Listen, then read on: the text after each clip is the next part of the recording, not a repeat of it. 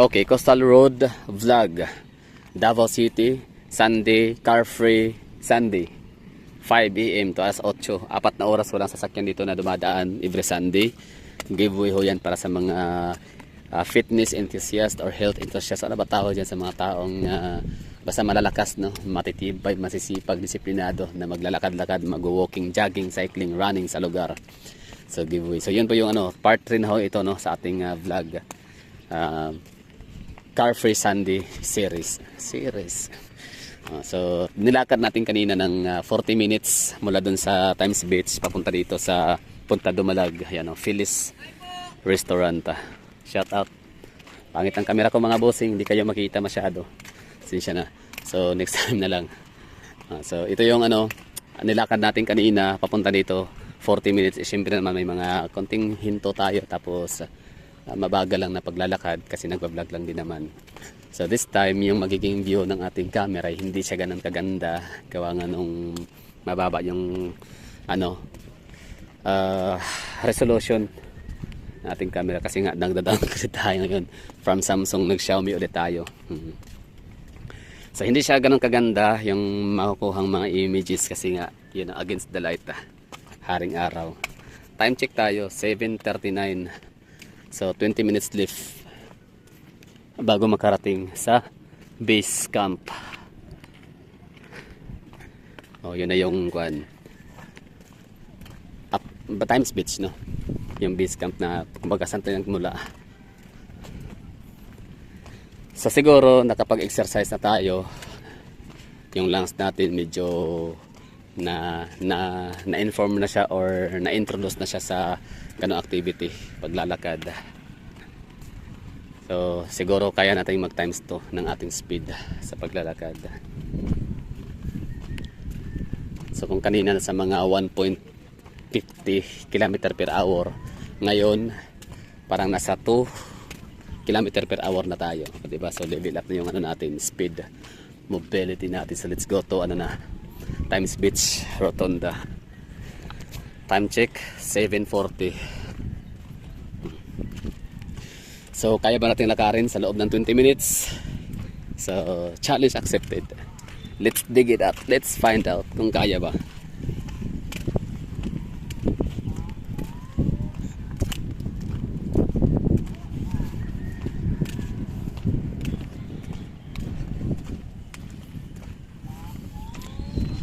Okay, so ano ba pwede topic pag-usapan? Wala lang, anything under the sun. So kung taga Davao ka, ito yung lugar na dapat pupuntahan every Sunday. Pagkatapos magsimba, punta ka dito. Simba ka na alas 2, alas 3. May simba na ba alas 3, alas 2? Pwede naman kahit alas 5. Alas 5 yung first mass yata, if I'm not mistaken. Sa sa Roman Catholic. I don't know sa ibang mga simbahan, ibang mga sekta. So pagka alas 6:30, pwede ka pang maglakad dito, mag-jogging. Yan nga lang yung tirik init ng araw, iba na yung lasa ng araw sa alas 7. Dati kasi hanggang alas 9, pansin ko okay pa yung init ng araw eh. Baka dahil bata lang tayo, meron tayong resistance, no?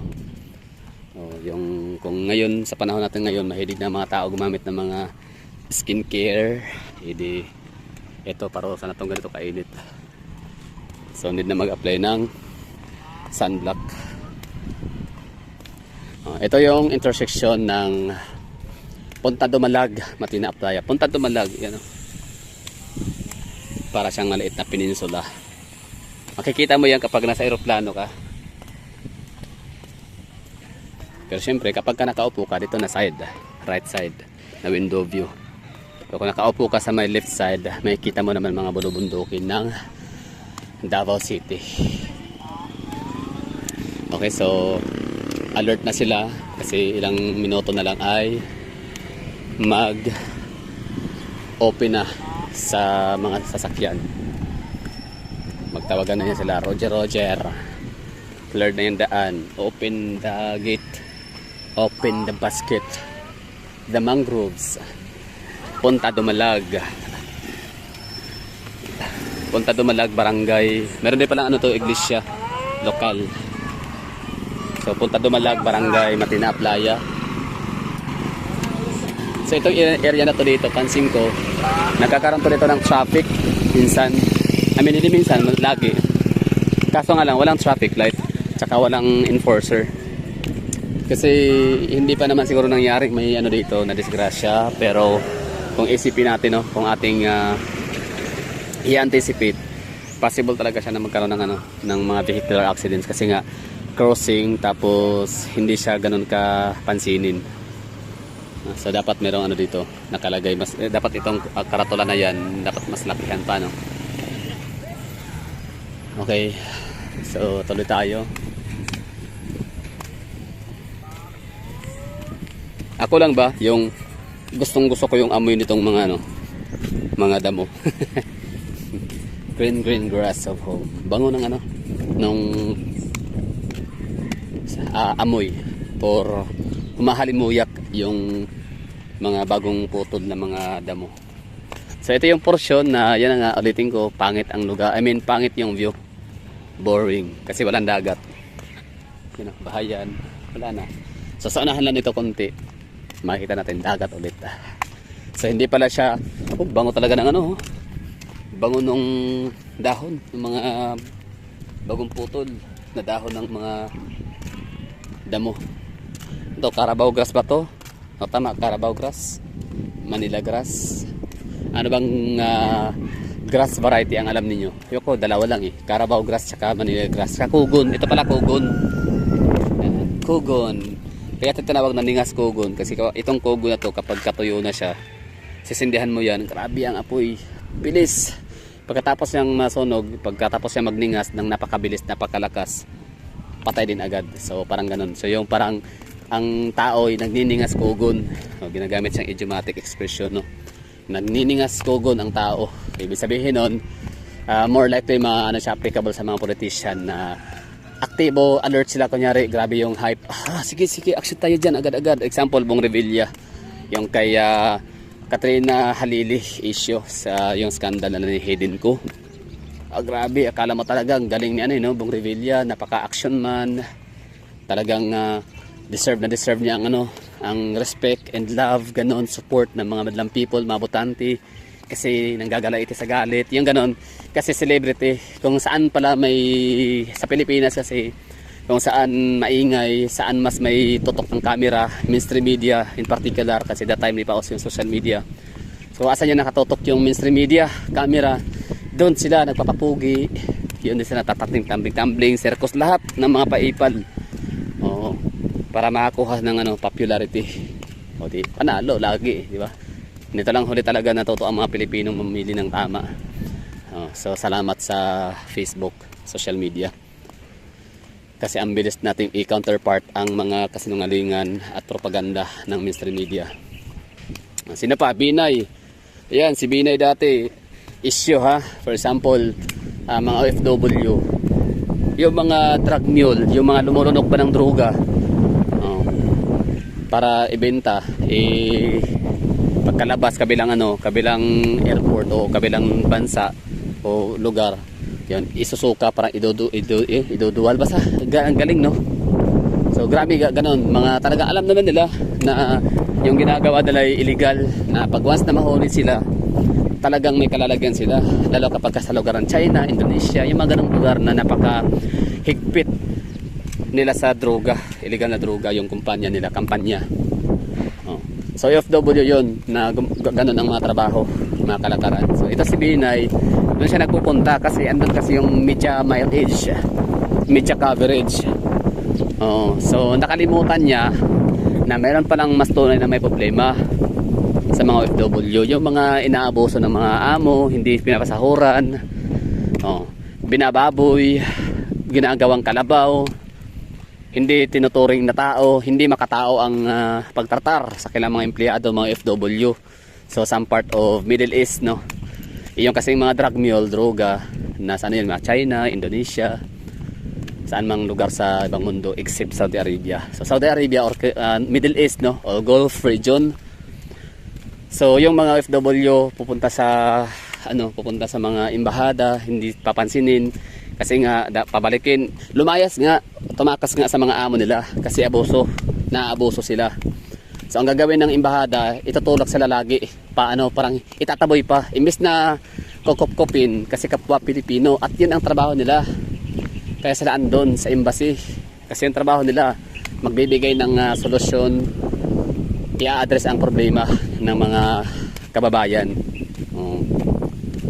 So yun, ang daming mga ganong problema na hindi pinapansin ni Binay kasi walang camera, walang media mileage. Time check tayo, 7:48. So we still have 12 minutes bago makabalik sa base.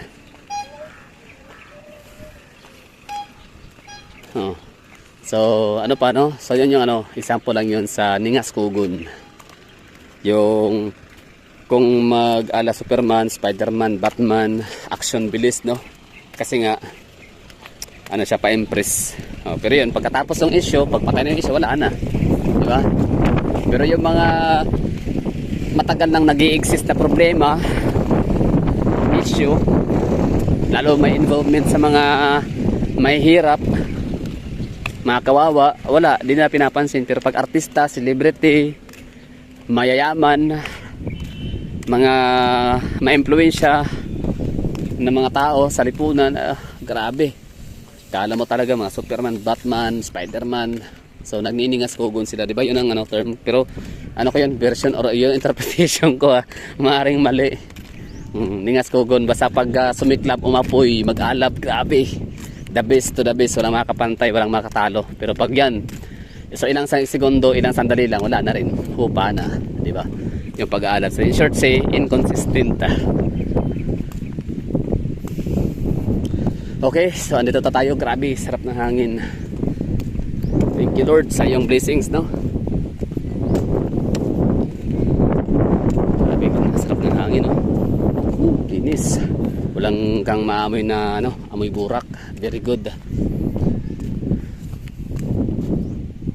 Di ba, ganda ng view, dagat.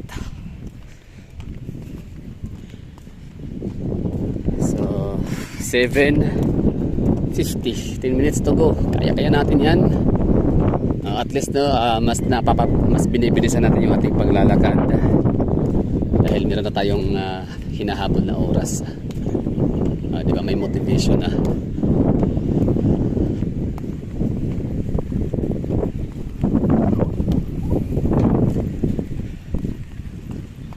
Motivation versus discipline. Ang motivation, siya yung nagbibigay motivation. Siya yung naging dahilan bakit tayo kumikilos na mas mabilis, mas accurate, mas magaling, di ba? Mas focus dahil sa motivation. Dahil talagang yun ang ina-after natin, pinaka-aim, yung premyo, motivation. And surprises lies ahead or waiting up ahead in the street. Pero kapag ka-discipline naman, yun yung dapat consistent, little by little, a little in everything. Yan, pa konti-konting lakad pero consistent lagi. So disiplina, yung kahit napagod ka na pero hindi pwedeng magpakapagod kasi masisira yung mga nasimulan, nasisira yung mga naipundar na oras, panahon. Yan na disiplina, di ba? So kailangan mo disiplina yung sarili mo. Gusto mo mang huminto, gusto mo mang uminom ng Coca-Cola or kape, pero hindi pwede, no? Kasi nasa marathon ka. Tama ba yung ko dito? Mga pinagsasabi, mga self-realization. Okay. So tamang-tama din, no? Na malapit na mag-open itong kalye para sa mga sasakyan. Palubat na rin yung natin, cellphone. Tapos tayo naman ay malapit na rin sa base camp or kung saan tayo nagsimulang naglakad kanina. Ayos pala daw yung ganitong experience. So it's more fun pala sa paglalakad. So tamang tama, meron akong action camera, hindi ko nagamit. Yung 360. So magagamit natin yun sa ganitong activity, pang sports camera, sports cam or action camera, na kapag nasa in motion ka, magagamit mo. Kasi siya, meron siyang fish eye lens. Meron siyang naka ultra wide lens. Tapos yun, talagang pang ano, pang sports ang camera na yun. Pero tingnan natin, no? So baka yun, baka talaga kaya pala hindi ko siya bininta, hindi ko siya nilet go, hindi ko siya hinayaan ko lang siya na andyan sa akin kahit hindi ko nagagamit. Kasi ito pala yung magiging purpose, no? Magagamit pala siya in due time. Buti na lang hindi ko na ano, hindi ko na isubasta. Okay, Bungguyan. Paboritong puntahan natin dyan, karaoke, VIP. Sa halagang 190 pesos per hour. Ayun, may unlimited karaoke ka na. Tapos Red Horse. Pagkain na masarap din. Okay, time check. 7:54. 6 minutes to go. Okay, so bilis na pa natin yung paglalakad. Level up pa, no? So mga next other weeks or susunod pa na mga pagbalik ko dito, baka hindi na jogging or hindi na walking yung ating gagawin na activity, kundi running na talaga siya or jogging. Tapos running. So may sapatos ako doon, no? Susutin ko yun. Magagamit na natin sa wakas. Aga naman nagkakaraoke.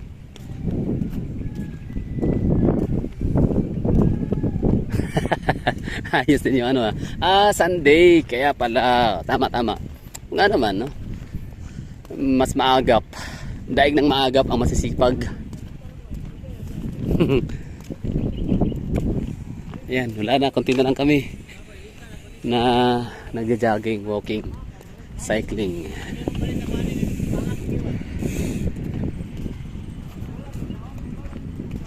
So ang ganda, no?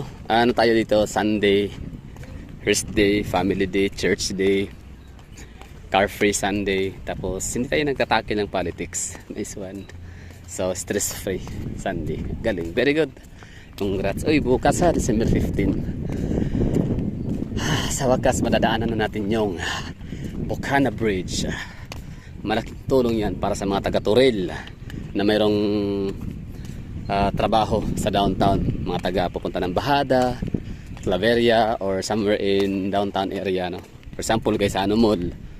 Punta ng Gaisano Mall or Abrisa, SM Lanang, or pupunta ng Samal Island. So maganda na yung magiging ano ninyo dito, experience, no? Kasi nagiging 10 kilometers long na mahigit ang inyong mai-enjoy na traffic congestion free, no? Hindi siksikan, hindi traffic buhol-buhol, hindi bumper to bumper. Ang yung magiging experience ito sa Coastal Road, 10 kilometers long, lagpas pa dun. So ang may experience ay yun, napakagandang, no? View ng coastal. Tapos buksan nyo ang window shield, mabintana, yung mga windshield rather, no? So ano siya, mas may enjoy nyo yung fresh air. Although hindi na ganun ka fresh air kasi may mga kasamahan din kayong mga nagmumotor. Yan, no? Plastic. Isa lang naman to, pulutin na natin kasi malaki tong plastic. Pag ito ay natapon din sa kabila, isang ano din, katumbas ito ng isang corals. Grabe naman ang natapon nito, napaka-irresponsable. Anyway, hindi naman mabigat. Sa bulsa na natin. Kasi malaking ano yun, malaking plastic yun, so pwedeng makana talaga yun, makapatay ng corals. So ilang isda rin ang ano, mapoproduce ng isang buong corals, diba? Yung corals na nangingitlog ang mga isda. Maganda rin pala bisikleta dito, no? Parang gusto ko rin magbisikleta pero hindi eh, parang gusto ko maglakad, jogging. Yan ha, 10 kilometers bukas na yan, December 15, inauguration, ribbon cutting, opening. And sabi nila ay according ha sa mga comment section lang din naman, Bongbong Marcos din. Normal lang yan na kapag kung sino yung ano, sino yung presidente, sino yung mayor, sino yung kapitan, sino yung governor, sa araw na yan na magkakaroon ng opening, private man or ano, I mean lalo sa mga public, construction or mga public mga facilities ngayon dito. So it's always the president, it's always the sitting governor, it's always the sitting mayor, or it's always the sitting kapitan ang siyang inaugurate, mag-attend at mag-ribbon cutting.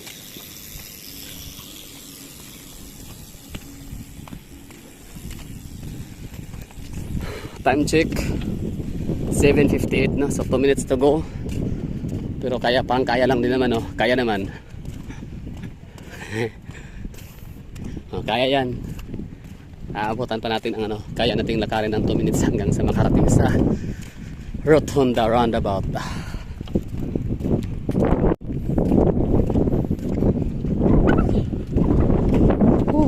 Harap na hangin. Although marami naman tayong ma-experience na hangin somewhere, anywhere in Davao City. Pero iba yung hangin dito galing sa dagat.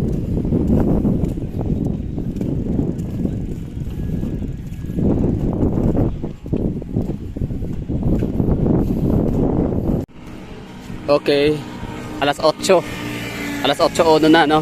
8:01, so naabot na tayo ng opening sa kalsada.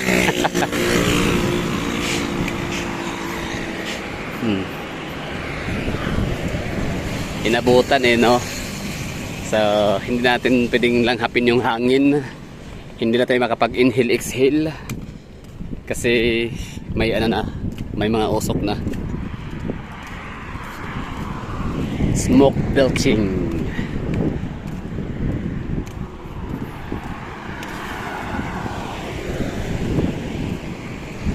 Layo pa natin. Oh, di pa tayo nakatawid ng tulay.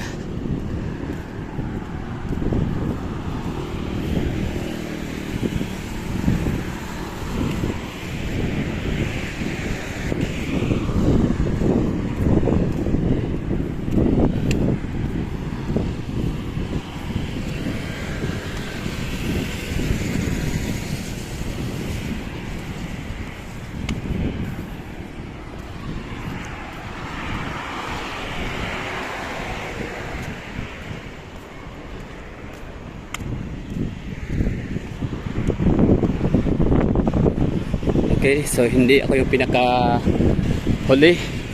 May mga nakasunod pa sa atin. Napabalik sa base.